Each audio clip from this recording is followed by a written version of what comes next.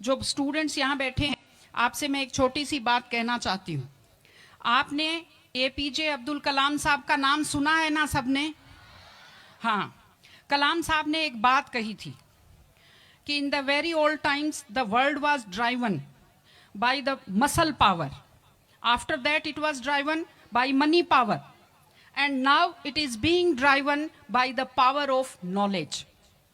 यानी पहले शरीर की ताकत से दुनिया चलती थी, उसके बाद कुछ दिन पैसे से दुनिया चली, और अब दुनिया कैसे चलती है? ज्ञान की ताकत से चलती है। आज अमेरिका और रूस, फ्रांस क्यों हमसे आगे हैं? उनकी जनसंख्या भी कम है, शायद वो मेहनती भी हमसे कम हैं, लेकिन वो हमसे क्यों आगे हैं? क्योंकि उनके यहाँ शिक्षा का जो प्रसार था वो हमसे ज़्यादा हुआ, वो हमसे ज़्यादा एजुकेटेड हैं। हम लोग प्राचीन काल में हमारे यहाँ बहुत अच्छी यूनिवर्सिटीज़ थी, नालंदा यूनिवर्सिटी थी, तक्षशिला यूनिवर्सिटी थी, लेकिन जब मध्यकाल आया तो हमने अंधविश्वासों पर ज़्यादा ध्यान दिया, और जो नॉलेज था साइंस का उस पर हमने कम ध्यान दिया, इसलिए हम विश्व में पिछड़ गए। एसएसटी में आप लोग पढ़ते होंगे, 10th के बच्चे एसएसटी पढ़ते हैं, कि एक समय था जब वर्ल्ड की जो रिचेस्ट कंट्रीज थी वो रूस अमेरिका नहीं थी, वो इंडिया था और वो चाइना था। चीन और भारत विश्व के सबसे धनी देश थे, लेकिन हमने एजुकेशन पर ध्यान देना छोड़ा। उसका नतीजा ये निकला कि हम लोग गरीब हो गए, हम लोग पिछड़ गए, हम लोग कमजोर हो गए।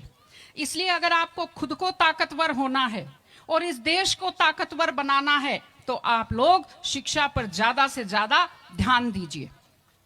हमारी बेटियां यहाँ बैठी हुई हैं, आप लोग बहुत खुश किस्मत हैं, आपकी किस्मत अच्छी है कि आपने इस जमाने में जन्म लिया है जब लड़कियों को स्कूल भेजा जाता है, जब लड़कियां बराबरी के अधिकार के साथ आत्मसम्मान से जिंदगी जी सकती हैं।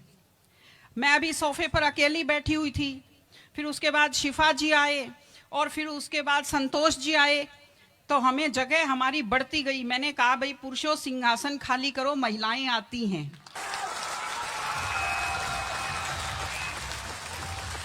तो आप लोग बहुत खुशकिस्मत हैं। आपकी दादी नानी कितना मेहनत करती थी, सांस नहीं ले पाती थी खुलकर, घूंघट से चेहरा ढककर रखना पड़ता था, जोर से बोल नहीं पाती थी, कानाफूसी में बात करती थी, और आप कितने सम्मान के साथ अपना बैग लेकर के पूरे विश्वास से आप स्कूल आते हो। बहुत खुशकिस्मती की आपके लिए बात है, आपको इसका फायदा उठाना चाहिए। आपको कोशिश करनी चाहिए कि आप एक मजबूत नारी बने, और आपसे मैं कहना चाहती हूं कि आपके ऊपर बहुत विश्वास करते हैं, आपके पेरेंट्स आपको घर से बाहर भेजते हैं, अपने माता पिता को हमेशा अपने मन में रखिए। दूसरी चीज आप बच्चों से जो कहना चाहती हूँ, आजकल क्या है, पहले तो घर में बहुत सारे बच्चे होते थे, संयुक्त परिवार होता था, चलते ही कोई सिर में थप्पड़ मार देता था, बच्चों को बुरा नहीं लगता था, टीचर्स की मार खाते रहते थे, हंसते रहते थे। आजकल 1-2 बच्चे होते हैं घर में, बच्चे बहुत सेंसिटिव होते हैं। आप लोगों को जब आपके माता पिता टोकते हैं, आपके टीचर्स टोकते हैं, आपको बुरा लगता है। आपको बुरा नहीं लगना चाहिए, क्योंकि ये वो लोग हैं जो आपकी चिंता करते हैं। मैं आपको एक छोटा सा किस्सा सुनाऊंगी। एक गाय जंगल में चल रही थी, अचानक उसने देखा एक बाघ पीछे दौड़ा। गाय भी भागी जान बचाने के लिए, सामने दलदल था, वो दलदल में थोड़ा चली, वो दलदल में फंस गई। बाघ भी पीछा करता हुआ आया, वो भी दलदल में फंस गया, लेकिन गाय से थोड़ी दूरी पर था, चल नहीं पाया। तो गाय हंसी और उसने बाघ से कहा, बाघ तू तो गया, तू मरेगा। तो बाघ ने कहा, तुम क्या हंस रही हो, तुम भी तो मरोगी दलदल में। उसने कहा, मैं नहीं मरूंगी, देखना। शाम को जब मालिक ने देखा गाय नहीं आई, वो 2-4 लोगों को लेकर आया। जब देखा गाय दलदल में फंसी हुई है, वो रस्से लाया, लकड़ी लाया, और गाय को निकालकर बाहर किया। तो गाय ने बाघ को कहा, बाघ तुझे कोई नहीं निकालेगा, मैंने कहा था ना, जिसको संभालने वाले होते हैं वो दलदल में फंसकर नहीं मरता। आपके जो टीचर्स हैं, आपके टीचर्स और आपके पेरेंट्स आपको संभालने वाले हैं। अगर आप उनकी बात मानेंगे, आप डांट के पीछे छुपी हुई उनकी चिंता को आप समझेंगे तो आप बुराइयों के और गलतियों के दलदल में कभी नहीं फंसेंगे।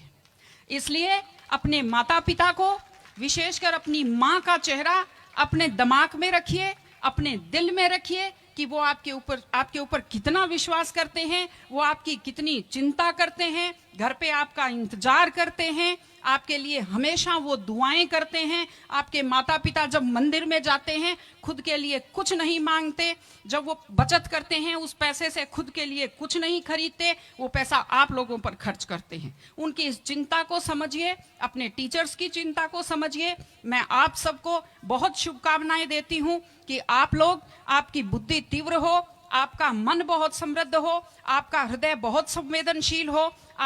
मैं स्कूल को मैं बहुत बहुत शुभकामनाएं देती हूँ। टीचर से अपील करती हूँ कि व्यक्ति केवल शरीर और दिमाग नहीं होता, एक मन होता है, एक आत्मा होती है। माइंड जो है, mind is sharpened by the knowledge and information. दिमाग तो तेज होता है, लेकिन बच्चों का मन समृद्ध कीजिए, उन्हें कमजोर पर दया करना सिखाइए, उन्हें परिवार के प्रति संवेदनशील बनना सिखाइए कि वो एक अच्छे संपूर्ण नागरिक बने, जिसको कहते हैं कंप्लीट पर्सनैलिटी, वैसे बने। मैं स्कूल को, आप सब बच्चों को, आपको ढेर सारी शुभकामनाएं देती हूं। आप अच्छे व्यक्तित्व बने, आप अच्छे नागरिक बने, एक मजबूत परिवार का, मजबूत देश का और एक अच्छे समाज का आप निर्माण करें। आपने बुलाया, हमें सुना, हमें सम्मान दिया, मैं हृदय से आभारी हूं। बहुत बहुत धन्यवाद। नमस्कार।